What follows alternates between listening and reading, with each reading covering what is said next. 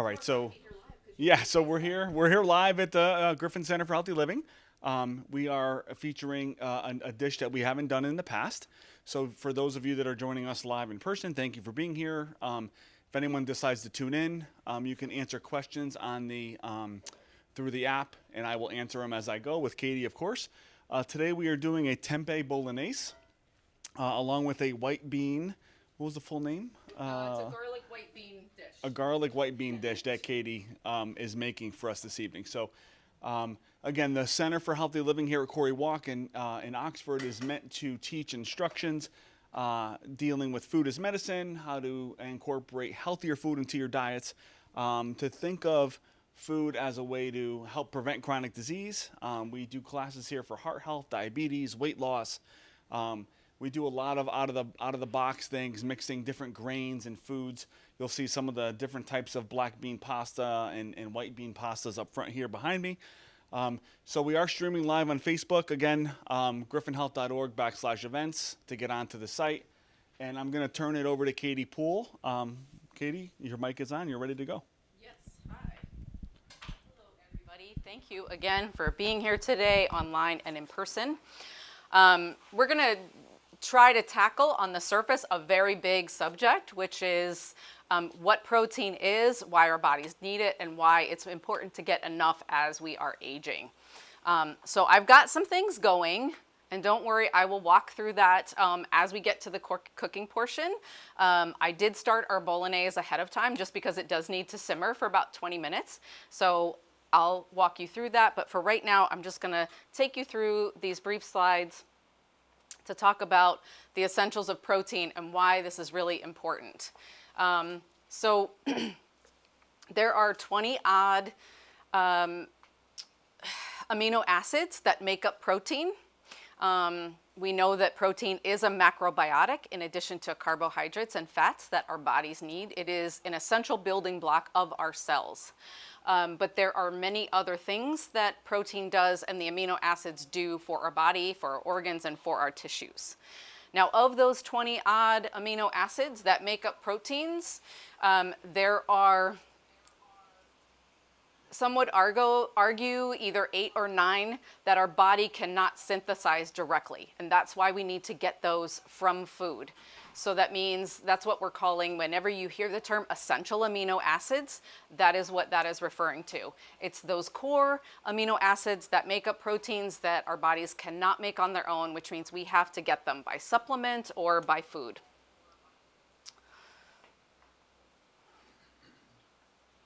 Now, if you looked up online or if your doctor told you, oftentimes you will hear the term of what is the amount that you need, amount of protein that you need per day. Now this is going to vary widely because the amount of protein that you are seeing in the basic USDA recommended daily allowance, it is the minimum amount for an adult male in a sedentary daily lifestyle. So I think it's right around 30 grams of protein, comes in grams, and that's how it's measured, just like carbohydrates and measures of fat. So they're all measured in the same units. However, that information is really outdated, and there's a lot of publications that are coming through now based on scientific studies done over the last 10 to 15 years that are really shedding light on how that number is really underserving our bodies. So it can depend how old you are. It depends on your level of physical activity, particularly for women and women over 40. So the recommended daily allowance, and I'll get to this on the next slide, is more like about 1 gram of protein per pound of body weight. And that goes up as we age, not down. So I'll get to that in a second. Common misconceptions. So I wanted to do some plant-based proteins here today because many of us really focus on meat-based proteins, right? In our diet, when we're shopping, when we go out to eat in restaurants, and many menus even continue. Like I've been doing more traveling lately with my husband, and I'm always surprised to see the lack of non-meat options that are on the menu, unless you're going to specifically to a vegetarian or vegan restaurant. Western diets comprise about 50% of animal meat And this is not bad if you're doing this in moderation, but this is a huge amount. So if you think about an actual plate size, and 50% of what you're intaking is attributable to an animal meat base. A lot of that is beef, by the way. Chicken and fish are better. If you say US alone, it's more like 60%. 60% of the caloric intake is based on animal plant protein. So again, what you're taking in with this is a lot of saturated fat that can harm your body tissue, not to mention the environmental impacts. So we're going to talk a little bit more about plant proteins today. Now, a lot of people think that they cannot get enough protein from plant sources. And again, this is beans, nuts, seeds. We'll get into that a little bit more in a moment. But the fact is that the more we know now about the constituents of a lot of our plant-based products, the fact is, and that more items are being produced and available in supermarkets. So these might have only been available directly from a farm before, or only in specialized health food stores. These are much more available now to us than they used to be. So no reason to incorporate more of them in your daily regimen. Also, sometimes, as I was mentioning, like particularly with red meat, not so much with chicken and fish, but can be really hard particularly in those excess quantities, for your body to absorb that amount of protein. So incorporating more plant proteins, better bioavailability for your body and for your tissues. Why are we attached to eating so much meat? And there's cultural reasons, there's traditional reasons. Again, it's pushed out to us commercially, supermarkets, restaurants, but we do need less meat as we age. Less meat, but more protein. So there are some benefits to some of the animal proteins. So I was mentioning chicken, particularly fish and fatty fishes. You've got all those omega-3s that are great for your body and your brain. Certain sources contain high numbers of proteins, particularly fish. I mean, if you have not incorporated sardines into your diet, I encourage you to try them. You know, in a can or smoked, spread on a cracker, or pureed into some kind of spread where you can get over the idea of looking at a fish. Incredibly good for you. So I want to recommend that. Again, and the thing with eating animal meats and animal proteins is that they are familiar and they are very satiating. So the thing about getting enough protein in our diets is that, in contrast to carbohydrates and fats, more protein on your plate actually helps you feel more full, so that you won't have those quick sugar spikes after a meal and then craving something again within an hour. And this happens a lot too with women. Like, as we age, we get like more sugar cravings, and having more protein in the diet can help offset that. Just some cons. I pulled out some simple facts about, and I used beef particularly for this slide because I was actually surprised in my stats and research to see and hear how much beef is a part of daily life for most Americans. Now, that might not be you in this room, and that's fine. But the fact of the matter is, it is one of the most readily available proteins we see on menus in the grocery store. It is incredibly heavy environmental impact for our planet, and particularly the US, because we are some of the biggest consumers of red meat in the world. So you can see here, a cow consumes about 1,800 gallons of water per pound of beef produced. Land use, about 2.5 acres per pound. Because most cattle are kept, like if you're doing grass-fed, great, but most cattle and even chicken and pork are kept in feedlots. That's what CAFO is. It's an acronym that stands for feedlots. And many of those where you have a lot of animals that are sick and they're in there by the thousands. So they, instead of being treated individually, they are fed antibiotics prophylactically. We are seeing a little bit of a drop on this, particularly I'm seeing this more on chicken packaging, but still very high use with beef. But one of the biggest is that they are huge users of land, and they generate an enormous amount of methane for the planet. So this is just getting back to that environmental impact. So if you're not already familiar with some alternatives, and I brought some I love to bring props, so I brought some different things for you to come and look at the end and just check out the labels on. These are things you can incorporate in large amounts or small amounts. In your daily routines. They could be smoothies, they could be sprinkled on your yogurt, they could be blended in with some of your other regular foods that you have. The collagen that I brought, I actually put that in my coffee every morning. But there's also a wide range of nuts, seeds, legumes, soy products. So we were talking about soy products earlier. And again, when you're looking at these items, try to choose the items that are the least processed that you can get them in. So I realize for many people who are vegetarians and vegans, they may want something that like resembles and substitutes meat in shape and color and form, and you can find those things readily now in the grocery store freezer. But just taking a look at all the other items that go into those and how much process actually goes into that. The reason why I wanted to use tempeh for you today is because it is a fermented food, which means it's great for your gut bacteria. And also being a soy-based product is one that is most readily bioavailable. Sorry, the protein is bio-readily available. So that means the body is going to draw the protein out pretty easily from the soy product. Seitan, which I'm not sure if I brought a package of that today. I might have, but that is actually a wheat-based product. So some people stay away from that because they do have a gluten intolerance or they don't react well to wheat, and that's fine, but that's another option that comes in a crumbled format, so it often resembles like crumbled ground beef. Of course, the variety of all the legume family, and there are many. Is there anybody here who doesn't eat beans because they feel like they disagree with their digestion? No? You guys are good with that. Okay.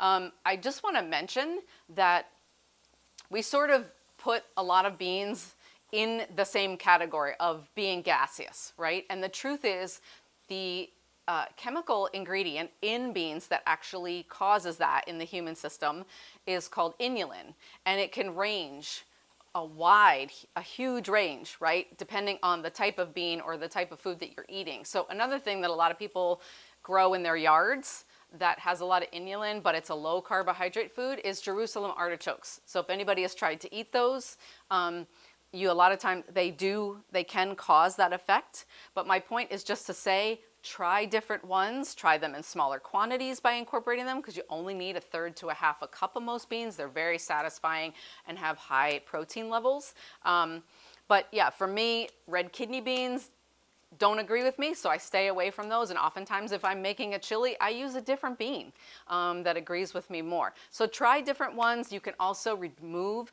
some of that by soaking the beans. Now, a lot of times if they're canned, they've already been soaked, but it's just an item of note to keep in the back of your brain that if you're using a dried bean or a fresh bean, you can a lot of times remove that by soaking them overnight.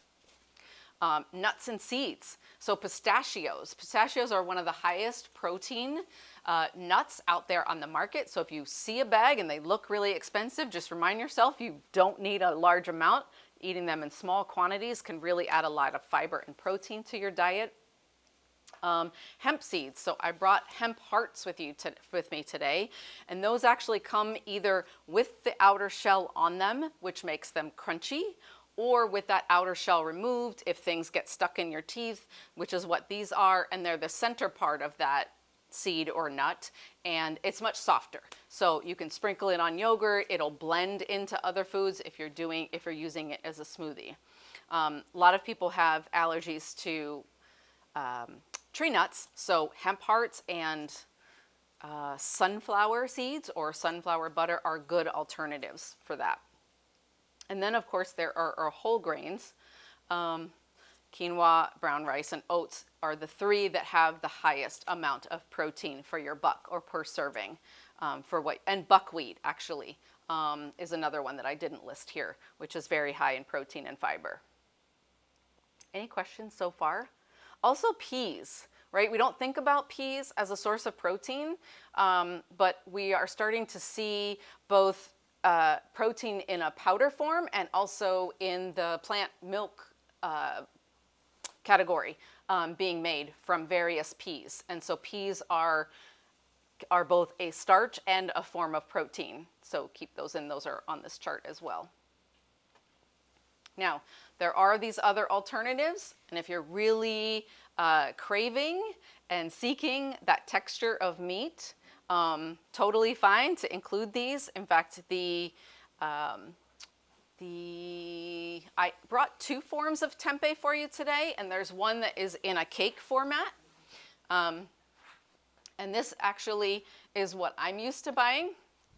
So this is truly like the fermented type. You can see through the package, you can see that this is actually soybeans, and they're pressed into this cake and fermented. It doesn't taste fermented when you open it up. It just, that is the preservation method. There's basically no flavor to that at all. And then I also brought today some in a crumble format, which you'll see when we switch off the slides. And that is another format that you can get these in. So these non-meat alternatives can come in various formats. What you want to do is be looking at the packaging and just seeing what additives might be in there to maybe make them shelf stable or make them colored for you or in the format that you want them in. They could contain oils that are allergenic to our body, including palm oil, which is really bad for the planet, harvesting that, as well as other things, coloring, starches, things like that, that could really affect our digestive system. All right, so getting back again to the amount that we need. So the USDA, as I was saying, recommends about 30 grams of protein a day. That's about, in my opinion, for me, this would be one serving of protein. So 5.5 ounces, the minimum amount that you would want to be having. Now, for a woman that is 40 or under, or a male, you want to be getting about 20 to 30 grams per meal. So that's a whole different ballgame. And by the way, this says per pound. I meant to say per kilogram. So when you look at this slide, that's an error that I realized on the way over here. So as I was mentioning, newer research, newer science is saying anywhere between 3/4 of a gram up to 1.5, and some performance athletes or people who are muscle building, maybe competing in athletics or training or trying to build muscle tissue after like an illness or something like that, could get as high as 2 grams of protein per kilogram of body weight. So what does that look like? Again, we're thinking 20 to 30 grams per meal a day. If you are over 40 or perimenopausal or postmenopausal, we're talking 30 to 40 grams per meal per day. So, and that's not easy to do. Me personally, I strive for between 100 and 110 grams of protein a day, and that's hard to reach. So, I mean, you can do it with additional supplements, not entirely necessary. And again, it's up to you. It largely depends on what your goals are. But I'm going to talk for a minute about what that protein does to our bodies and our brains and the various aspects of organ and things like that, all the different various. So as we are aging, well, let's just say on a regular basis. On a regular basis, proteins and the amino acids that make up proteins affect our mood. They affect our immune system. They affect because what they are doing is they are interacting with the various hormones that are operating in your body that control insulin, right? So insulin is a hormone. Muscle building. So we only think about protein as muscle building, but the fact is that the amino acids are interacting with these hormones that affect our thyroid, our pituitary gland, that regulate sleep. So many different areas that amino acids are actually interacting with all of these important daily functions. And then as we age, two things are happening that we're seeing, particularly in the United States. So number one is people often feel like, well, I'm less active, I need less. So there's that misnomer. But at the same time, our bodies are processing it in a different way. So we might not be taking all of the nutrient benefit from the proteins that we're getting, which is why it's important to really increase those amounts as we age. Mental wellness, they can affect your mood, as I said, balancing hormonal function, and then of course, proteins have a lower caloric density than your carbohydrates or your fats. So easier for your body to process, particularly when they're done in combination with those other macrobiotics. But also, what was I going to say about that? Yeah, less difficult for your body to take them up. So again, you're going to have that more satiation after a meal. Give me 1 second here. I'm going to add our tomatoes to our bolognese so that this is cooking while I am continuing this.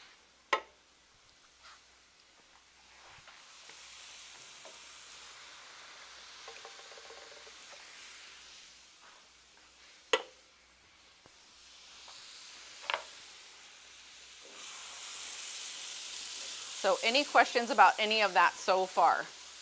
It's a lot of dense material, and at the end of my presentations, I always give you guys some resources that you can follow up on by looking up some more information on your own. I also have a great podcast that I'm going to share with you guys that I was actually just listening to again today. All right.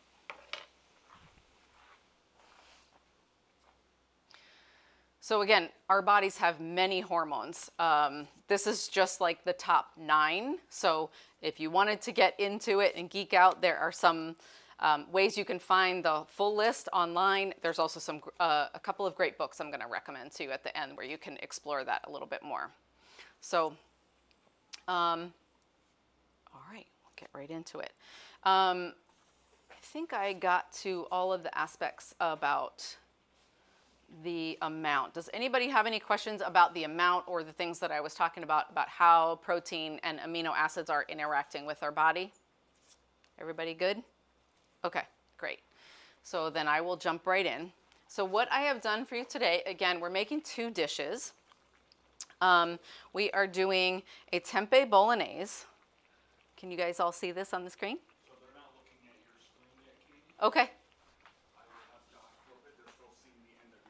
Okay, so let me just share this with you before we turn this off. So a couple of resources I wanted to share with you. So Healing with Whole Foods, this is actually a nutrition textbook. It's about 15 years old, so there's even more current scientific evidence other than this, but this sort of blends Eastern traditions with Western medicine, which is why I like it. So it talks a lot. If you are at all interested, you may be able to find this online or in a library. This talks about the reactions of what's happening in your body when you ingest the macrobiotics in a diet. So your carbohydrates, your fat, your proteins. And then it also gets into the Eastern tradition of, if you are into a deficit of something. So for instance, if you are recovering from cancer, or if you, some kind of illness or something like that. So how you can modify what you're eating and how foods will interact with each other. Or if you have excesses. So excess meat, red meat particularly, often causes a lot of the neurodegenerative diseases that we see in the United States. So heart disease, diabetes, high blood pressure. So if you are in an excess, and it will make recommendations for like cooling the body, warming the body. So it's very interesting to get into. If anybody is not familiar and you use Google search as a search engine a lot, there is something called Google Scholar.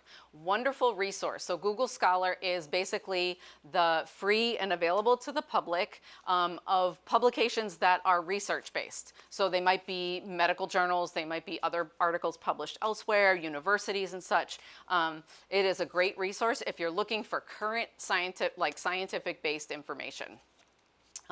This particular article that I mentioned here, Muscle Loss and Protein in Older Adults, as well as the third one down, Aging and Aging-Related Diseases. Now, if you want to do a calculation for a guideline of how much protein you need, Map My Plate, which is that graphic that was on one of my earlier slides, you can put in your weight, your age, your activity level, and it will give you a recommendation that is above that base for how much you might want, based on your weight, how much protein you want to try to incorporate your diet.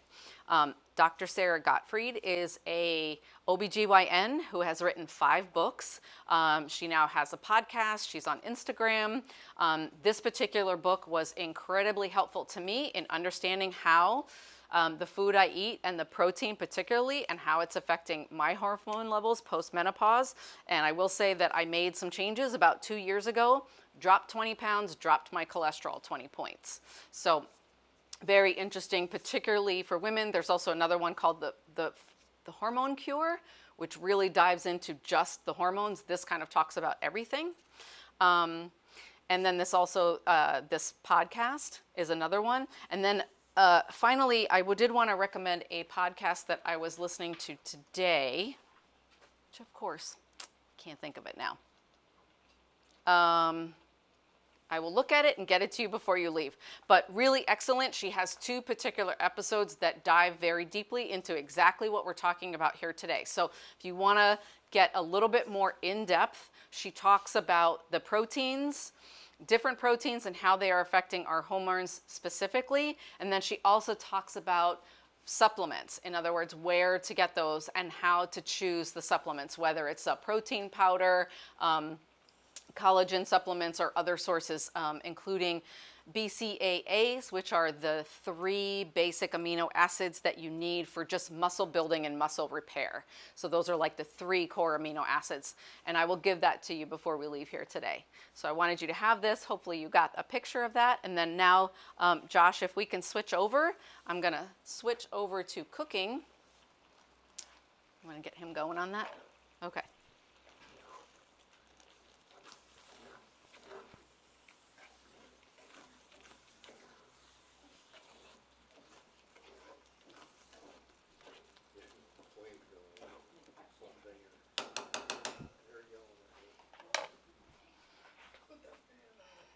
Yeah, I'm actually surprised it hasn't come back on again.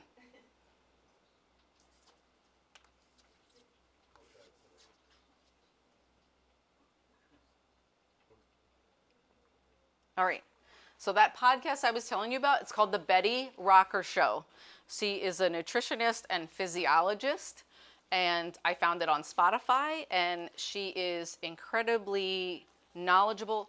And she does a great job of, like I said, she has 2 episodes that dive into protein, our hormones, and protein supplements, particularly for women. So I wanted to recommend that to you all. I want to wait to get started and make sure you guys can like wave it. Are we good? Have we switched over to the food? Okay, cool. All right, so I bought you some tempeh crumbles, which is what this is. Now it comes almost in a solid form like this. And what I did was, and sometimes that texture can be a little on the firm side. So I cooked it in some water just to soften it up a little bit and then browned it in the pan. So that's what you are seeing here. And then what I've done is taken our mushrooms, our onions, our garlic, and carrots, sauteed those in the pan before adding our sauce. This is actually supposed to be covered, but I can't find the lid for any of these pans when I look for them, which is why I've got a pan over here. So anyway, again, this is,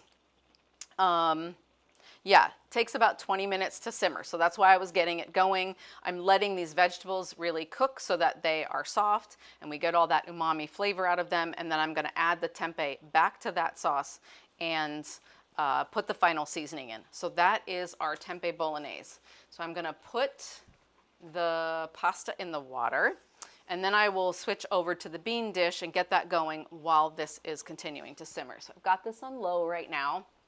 And as I mentioned, this is the cans of crushed tomato and all of our vegetables in there, and I will add the last of the herbs at the end. So I'm going to let that cook a little bit more.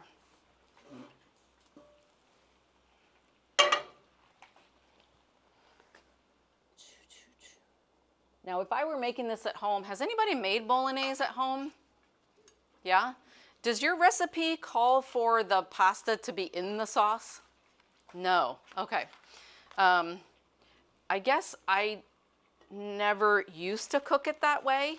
And by the way, typically bolognese is made with the really wide noodles. I chose fettuccine noodles for this today just so it would be easy to serve you all, because I know we're going to make small portions.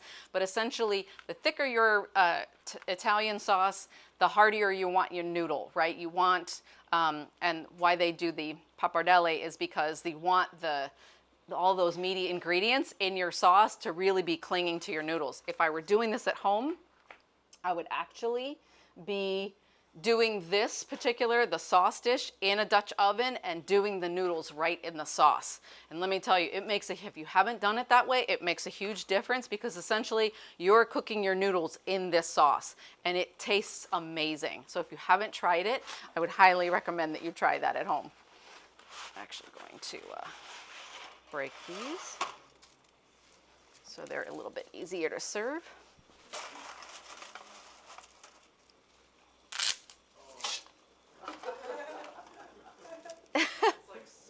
I know, but I'm only doing this because I know we're serving small plates, and so I just thought it would be easier to serve you guys. Sorry, all you true Italians in the audience there. There's a meme out there where it's like grandma's in the kitchen and she lets her stepson or nephew go over to the pot. And he's like, no, what do you make? And then he goes and breaks some of the pasta. All of a sudden she's in the back and she goes, oh! And she starts yelling at him in Italian. She goes over there and smacks him because that's like, you never break the pasta. I wouldn't do this at home either. Excuse me.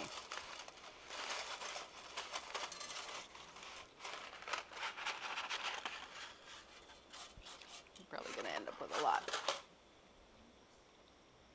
Trying to figure out if I need it all. Yeah, I don't know how many you have there. Just 2. Fred said he was hungry, so.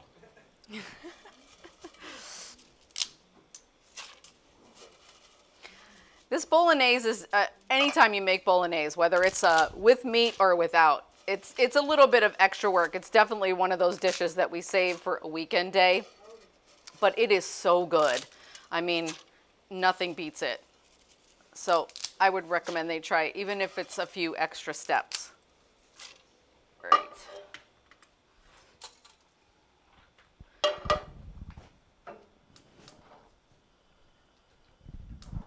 right.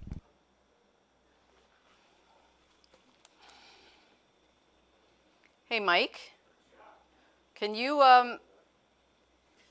generally keep an eye on the timer? I think we're going to do about 9 minutes. Yes, would you mind keeping an eye on a timer for me for the noodles so I don't lose track? Yeah, 9 minutes, please. I'm your dedicated assistant. 9 minutes.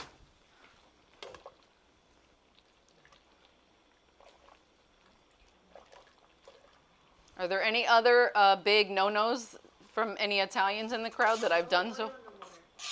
What's that? Put oil in the water. Oh, don't put yeah. I've actually stopped putting, I used to do that very regularly. Otherwise it won't stick to the pasta. Oh, so the sauce won't stick to the pasta? I do not do that anymore, but thank you. I was not doing it for other reasons, but that's a very good reason. I have more of a digestive question. Sure. Okay. You have high protein in your bolognese, and then you have high carbohydrate in your pasta. Yeah. Now, if I remember correctly, the stomach requires 2 different digestive mediums for protein and for carbohydrates. Yeah. So you're combining those 2, you're going to get a huge energy drain on you, plus your insulin's going to spike because of all the carbohydrates. I'm just curious as to why you would combine the 2. Well, you could say that of a lot of red sauce dishes or meat dishes with any kind of starch. Beef stew that has noodles in it.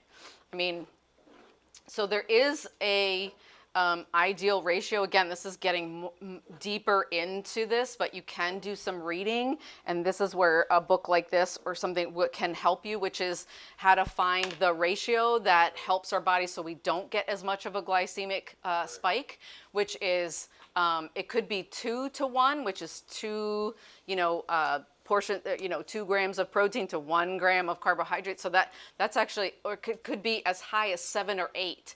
So the nice thing is that as you try different things, our bodies are going to react differently. So the thing about nutrition today and what we are seeing and what we know more of is that understanding how our body, like reading about this and getting a good book and understanding what's happening when your body's reacting to something, you can spot when you have an excess of something or a deficiency, or if you're just having trouble digesting. Some people weight their proteins more towards earlier in the day, as opposed to the end of the day, which is when we're used to eating a bigger meal, right? Like systematically, or just traditionally eating a bigger meal. So front loading your proteins and carbohydrates at the beginning part of the day, or based on when you know you need that energy level. But you can shift the amounts of what you're putting on your plate. So I'm not going to carefully measure this for today. Also, there are lots of other pastas, right? We can do bean-based pastas, which can, if you left the protein or you're loading protein, you could leave the protein out of the sauce and do a bean-based pasta. You could do a vegetable-based noodle where you're doing sweet potato and zucchini noodles instead of a carbohydrate, and just have a small amount of a carbohydrate, or mix the two. My sister-in-law actually mixes hers, and she does some regular noodles and some zucchini noodles. So I hope that answers your question.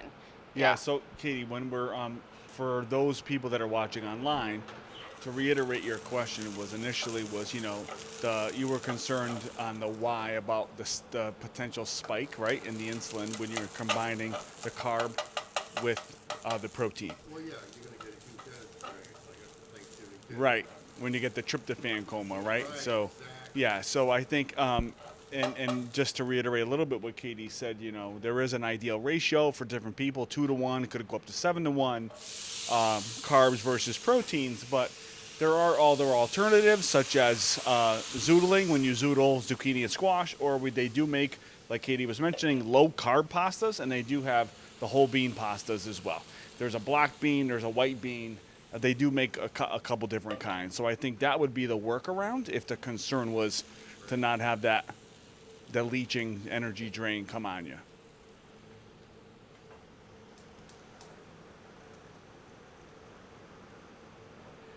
I'm gonna split this among the 2 pans because I can tell it's gonna be a lot.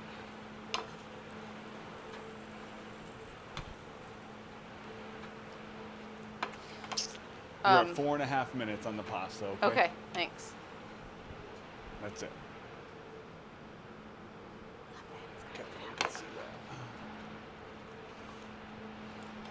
So the thing I love about this bean dish is that it cooks really quickly.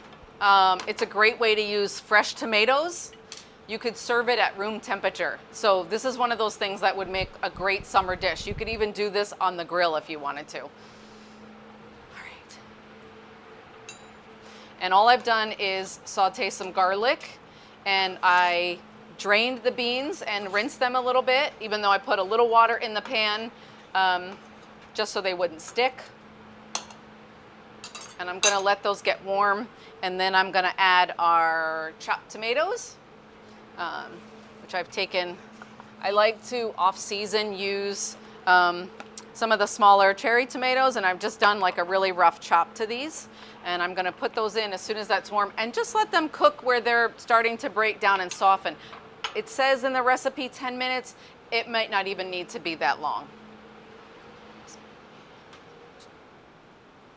All right, this is looking really good. So I think I'm gonna go ahead and add the tempeh back in. Some of the extra liquid from the tomatoes has cooked off, so it's nice and thick.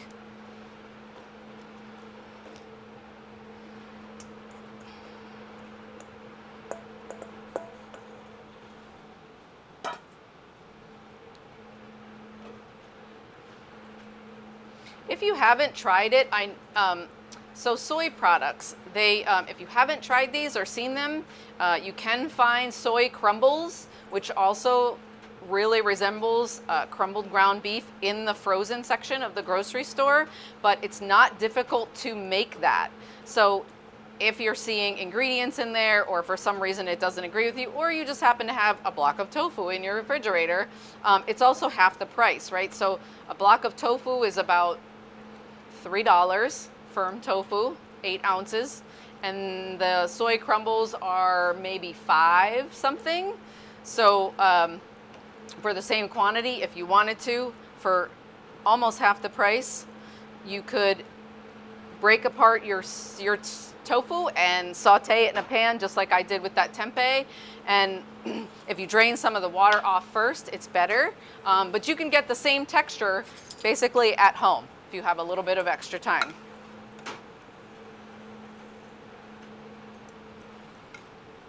I'm gonna add just a little bit of maple syrup in place of any. Does anybody here do sugar in their tomato sauce? No? I mean, if you buy it in the grocery store, it has sugar already added. Why do you do it? Yeah, yeah. So same reason I do.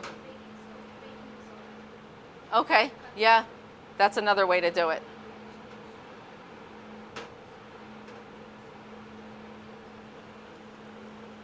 Just a little bit there.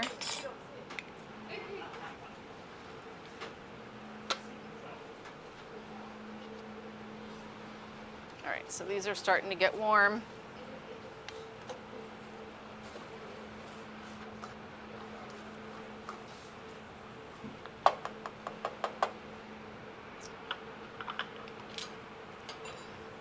Add our tomatoes. This just looks pretty. I mean, if you have other vegetables that you wanted to add to this, some fresh kale, some escarole. On the timer? Okay.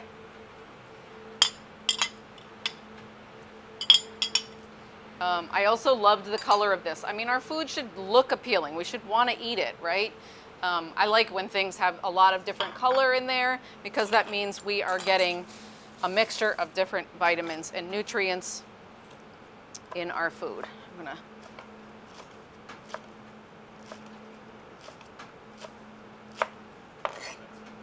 Okay, thanks. Turn that off.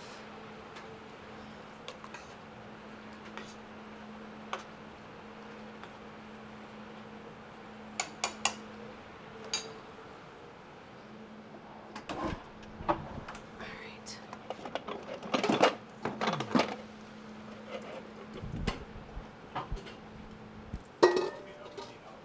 Sure. Put that in there when I drain those. Let's see, what else do I need to add to these? Check these. I've got these a little bit on high because I put some water in there, but I'm going to turn them down a little bit now while I'm doing the other stuff so they don't get overdone.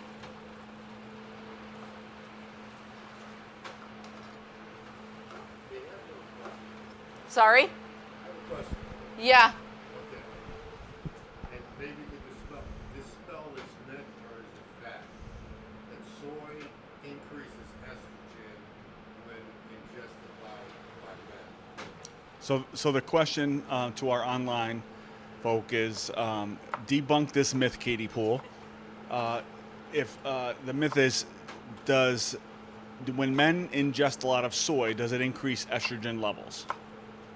All right, so it is one of the foods that is recommended for women in perimenopause and postmenopause to supplement because it does help replace that loss of estrogen and progesterone. I think men would need to consume a lot in order for it to have any effect. But that's a good thing to explore either with a nutritionist or with a doctor where you can really dive deeply into the amounts that you're getting. Yeah. So hopefully that answers your question. And you know, we've talking with our registered dietitians, they have male clients that have converted from just meat-based proteins. And our last discussion around this, I think the key is the amount, because these men are getting huge amounts of their daily requirement just from a vegetable-based protein. And they haven't seen any negative effects from it, you know. Is that? And I'll make sure I bring that up with one of the RDs again just to ask them. But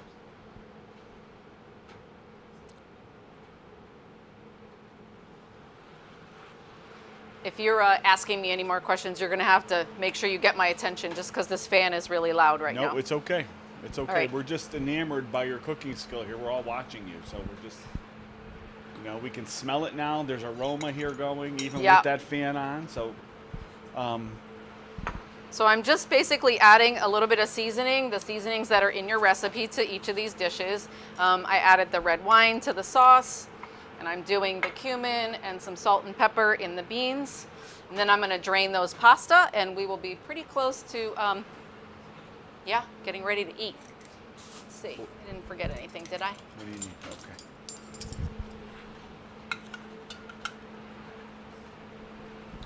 Has anyone tried the Impossible Burger? So we have yays and nays. No, a few nays. Okay. All right. Okay. Sure. It Yeah. satisfies, right? That desire for a meat like a burger. Yeah. Okay. I have to admit I've never tried it. I did. Yeah.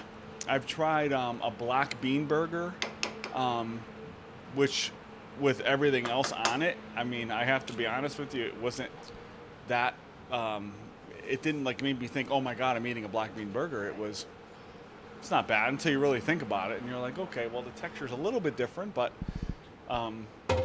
you know, with people going for the different protein sources, I think even at our hospital, we have people starting to ask for black bean burgers and turkey burgers and veggie burgers more often. And they're starting to do, our chef makes a really good black bean brownie dessert that's has cocoa in it, and this thing is amazing. And I had it once when they had a sample out, and I couldn't tell you that it wasn't a regular chocolate brownie. So I made 2 vegetable burgers at home. Yeah. One is, and beans are great. So I do one with beets and chickpeas, with some bulgur, or again, you can use buckwheat, so something, or brown rice to bind it together. But that's an excellent meat alternative, and you get the protein from the chickpeas. Or kale and quinoa is another good. So you're combining your grain / protein with your greens, which is another great combination to make for digestive purposes, is combining your greens, which provide like an acidic environment for your digestion, with the protein. All right. So, which side do you want these on that you're going to serve from? Traditionally, we serve from this side. Okay. So. Move some of this over. Maybe some tongs for that.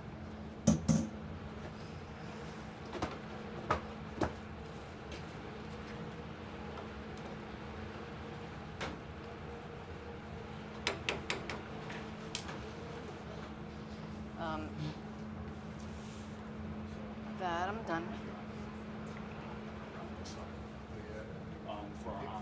Yes, yeah. So we're just about done.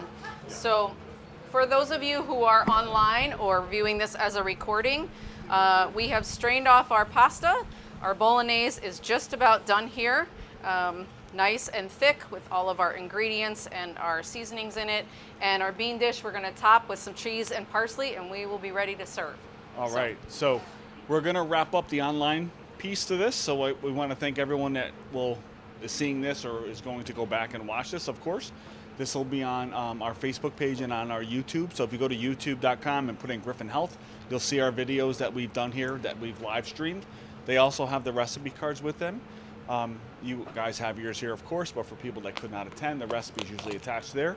And as a quick reminder for upcoming events, griffinhealth.org/events, you'll see these come up. You can click register and get yourself a seat for one of these. We try to do around 2 a month. Sometimes we'll get a third in. With the summer months, we'll have to see how it pans out with people on vacation and what have you. But there's always something happening, whether we're doing wellness classes or we're here at the Teaching Kitchen. So keep us in mind when you're thinking of us. And thanks again for coming. We're going to sign off. We're going to get applause. That was awesome.